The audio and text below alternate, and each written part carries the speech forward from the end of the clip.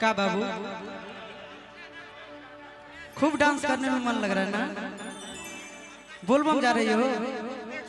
बोलबम किसके साथ? मम्मी के? मम्मी पापा दोनों? चल बढ़िया। डांस करना है स्टेज पे, कर लोगी मेरे साथ?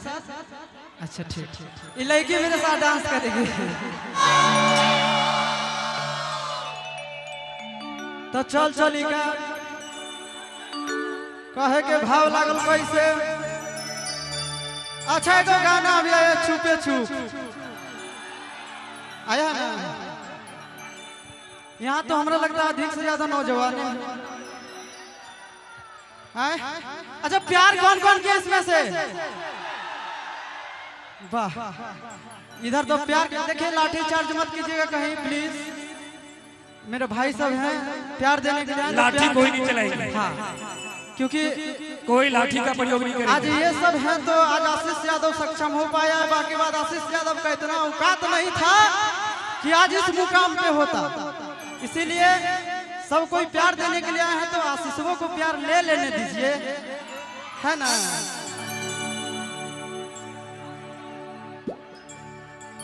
एगो लड़का लड़किया से खूब प्यार करे। अब भोरे भोरे है सावन के महीना में लड़किया से लड़का पूछ रहा है कि खूब सोमवारी हो रहा है आजकल, कुछ बात है कि? तो लड़का बड़ा भाव से पूछ रहा है क्या कि अगे भोला के पूजा ही के कराले भोरे भोरे। सुने आप लोग तो हम थोड़ा सा गाएंगे, आप लोग पूरा गाइएगा। गाइएगा पक्का ना? कि अगे भोला के पूजा ही के कराले भोरे भोरे, छोड़ा शिव जी से मांगा ही। इधर से आप लोग थोड़ा खाली कर देंगे। देखिए बहुत सारे हमारे भाई हैं जो देखिए कितना परेशानी में ये लोग।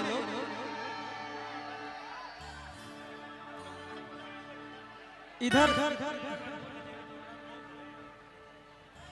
आप लोग इधर आ जाइए ना, सामने आइए ना, मस्ती करेंगे हम लोग। आइए ना। तो ये कैसे होगा? आइए ना, आज नाच लेते हैं। आज और बहुत सौभाग्य से आज हम यहाँ आए हैं। आप लोगों को प्यार मिला है क्या? थोड़ा सा ले ले क्या? हे मास्टर बड़ा मोबाइल में कि आगे भोला के पूजा ही के कराले भोरे भोरे। आगे भोला के पूजा ही के कराले भोरे भोरे। छोड़ा शिव जी से मांगा ही।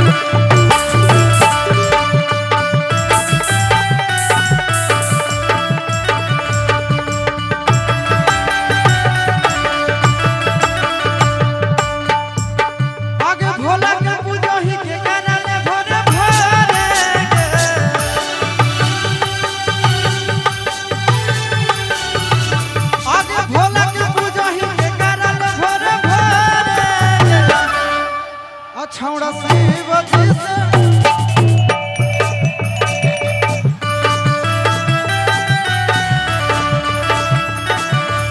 छोड़ा शिव जी से मांगा ही तोरे।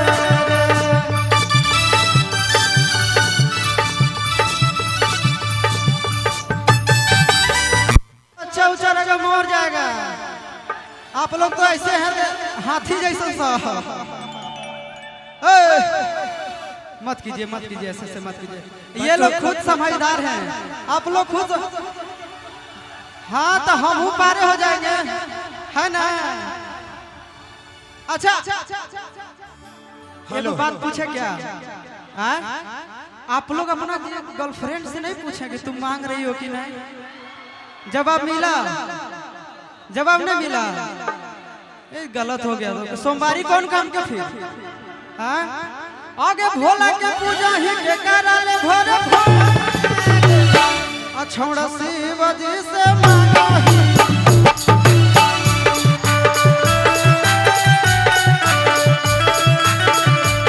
छोड़ा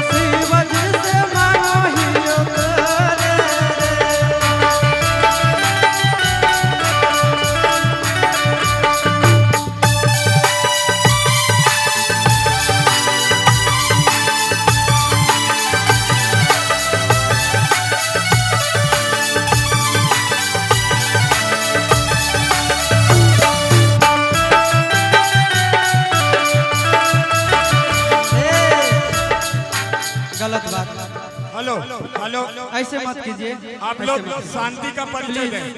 आप लोग महादेव का भक्त हैं। मत कीजिए, मत कीजिए, इस तरह मत कीजिए। सुनिए ना, हेलो, लाठी हटा दो।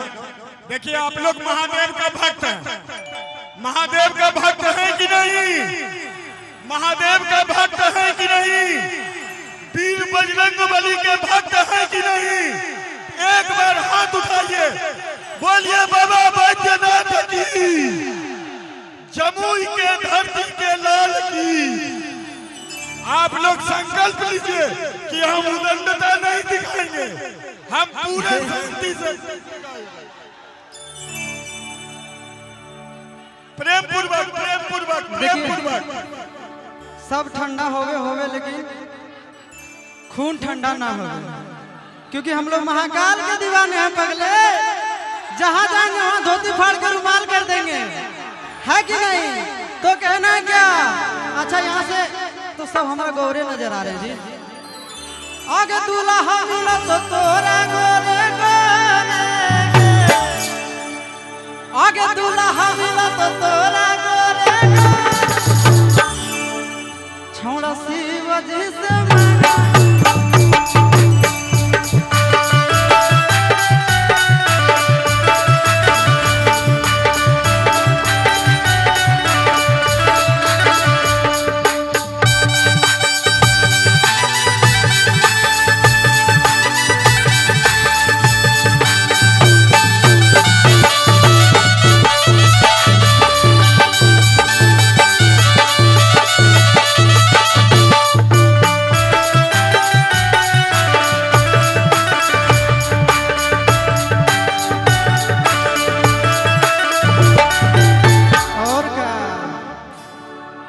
लइकवा कहता है क्या?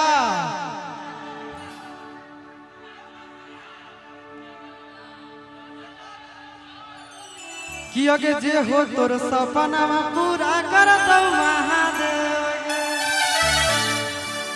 तो लड़कियां क्या कहती है कि अरे मोने मोने मान ले लियो तोरा पति देव रे। कि बाबू प्यार कहना तो कहना, लेकिन सदिया करे पड़तो। तोरे घर जीवो शादी करके क्या कहना है कि जे हो तोर सपना पूरा कर दो महादेव गे। अगे जे हो तोर सपना पूरा कर दो महादेव गे।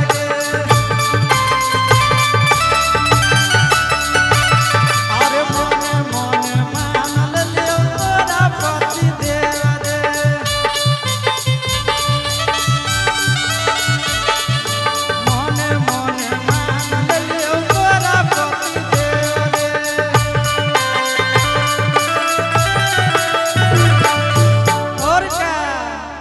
आगे माला चढ़ावा ही के करा ले जोड़े जोड़े गे। आगे माला चढ़ावा ही के करा ले जोड़े जोड़े गे। का बाबू खूब डांस करने में मन लग रहा है ना? बोलबम जा रही हो?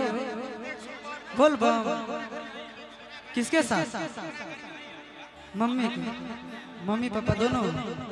चलो बढ़िया, डांस करना है स्टेज पे, कर लोगी मेरे साथ? अच्छा ठीक, ये लड़की मेरे साथ डांस करेगी। कहना है आगे माला चढ़ावा ही के करा ले जोड़े जोड़े, अछौड़ा शिव जी से मांगा ही तोरे।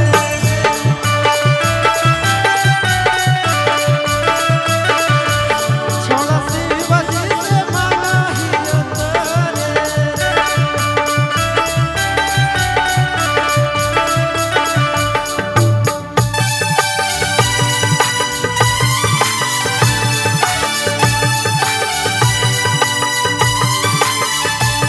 ताली हो जाए एक बार इस बच्ची के लिए।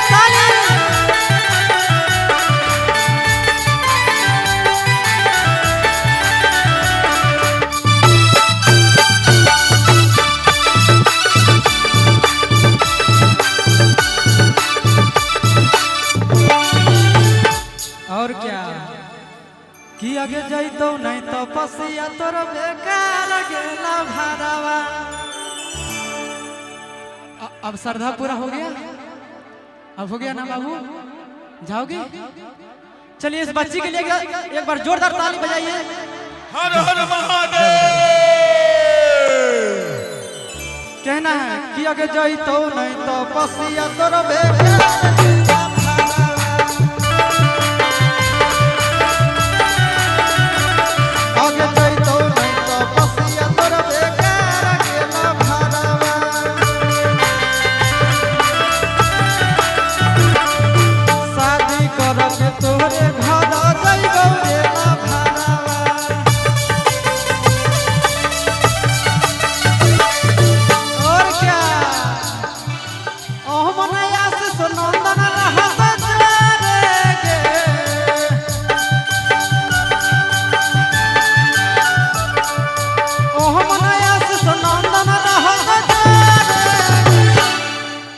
छोड़ा शिवाजी से माना ही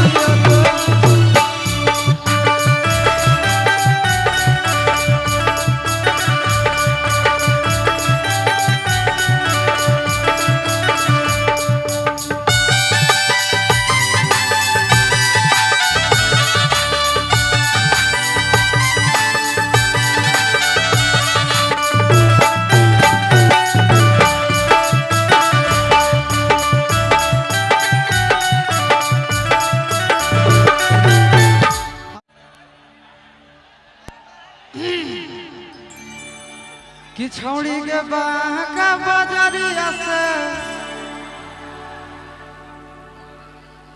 कंवरिया किनाले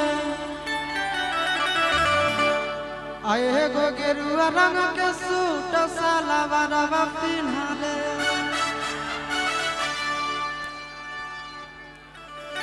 कि छौड़ी के जमुई सहरिया से कंवरिया किनाले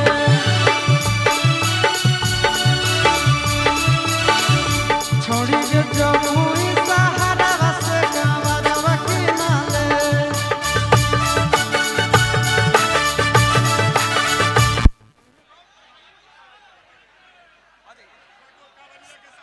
आगे मॉनिटर नहीं है ना, इसीलिए दिक्कत होगा। तो आवाज उठा के रखिए। कांवरिया के साथ फोटो ले लेंगे। युवा सेवा सिकंदरा के धर्म मंच पे सेवा की भावना से युवा सेवा सिकंदरा शिविर विगत 15 वर्षों से सिकंदरा से चलकर जमुई की धरती, महावीर की धरती, बाबा गिद्धेश्वर नाथ की धरती, बाबा धनेश्वर नाथ की धरती, भगवान महावीर की धरती। हेलो हेलो हो गया? अरे फोटो हो ले हो। हाँ हाँ हो गया, आइए आप लोग आ जाइए।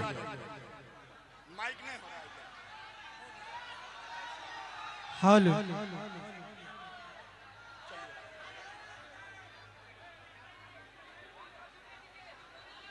चलिए देखिए, एक कांवरिया भक्त सेल्फी ले रहे हैं।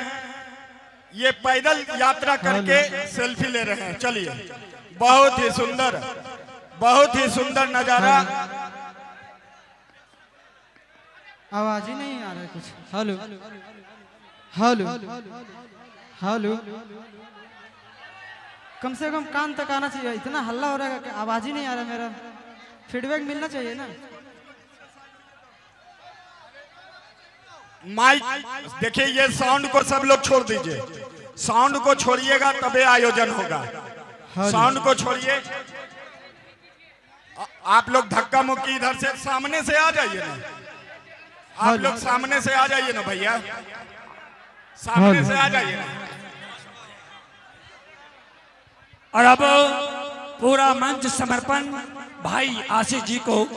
और आप सब लोग, सभी नौजवान भाई से आग्रह है, शांति बना करके रखेंगे और इनकी सुंदर महादेव के भजनों को सुन करके गुनगुनाते हुए भरपूर आध्यात्मिक आनंद लेंगे। बहुत बहुत धन्यवाद भाई Ashish ji. Hello hello hello ये वाला इधर नहीं होगा क्या? नहीं होगा। भाई रे पीछे हो जा यार। अरे बांस मत तोड़ो, बांस तोड़ेगा तो प्रोग्राम बंद हो जाएगा। पीछे हो जा, पीछे हो जा। सभी नौजवान से आग्रह है जबरन ना करें, पीछे हो जाइए आराम से, धक्का मुक्की नहीं, धक्का मुक्की कोई नहीं करेंगे। बोलो शंकर भगवान की। सभी लोग अच्छे बच्चे हैं, शांत रहेंगे, अच्छे बच्चे हैं, शांत रहेंगे। हेलो बांस में कोई नहीं सटेंगे। Hello hello hello hello. Sound system से थोड़ा दूर रहिए भैया, थोड़ा अलग हो जा दीजिए। अरे अलग हो जा भाई। इफेक्ट चाहिए मुझे, फीडबैक दीजिए मुझे। Hello hello hello hello. Sound मेरा गलती हो सके तो थोड़ा सा और उठा दीजिए, ट्रेवल कम रखिएगा, थोड़ा बेस बढ़ा के रखिएगा। Hello hello hello hello hello hello. बांस के बचे दे। अच्छा सावन में बहुत अच्छा गाना आया है, के सुने हैं? कोडिंग छोड़िएगा मत, पहले ठीक कर लीजिए। हेलो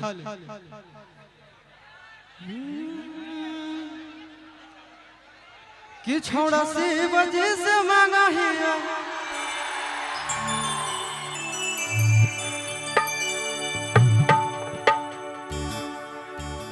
कि आगे भोला के पूजा ही के करले भोरे भोरे।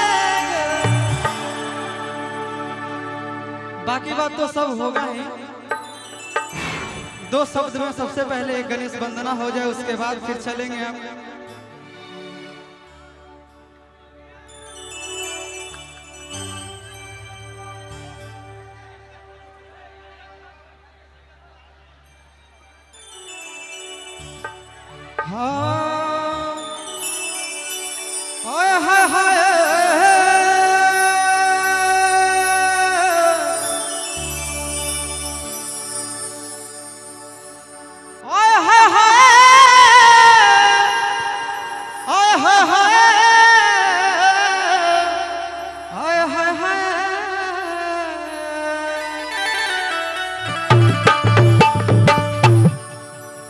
कि वक्रतुंड महाकाय सूर्य कोटि समप्रभा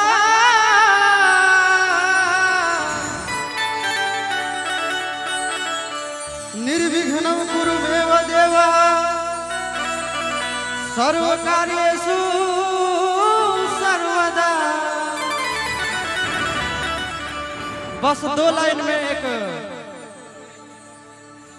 भगवान गणेश जी के वंदना, उसके बाद फिर होगा, चलेंगे हम लोग। कि अरे रिधि सिद्धि संग लेके मूस के सवारी, गणपति देवा मोरा घरवा पधारी। आना है अरे रिधि सिद्धि संग लेके मूस के सवारी, रिधि सिद्धि संग लेके मूस के सवारी, गणपति देवा के घरवा पधारी।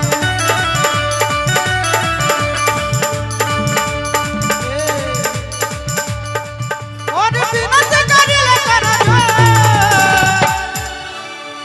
गौरी नंदन है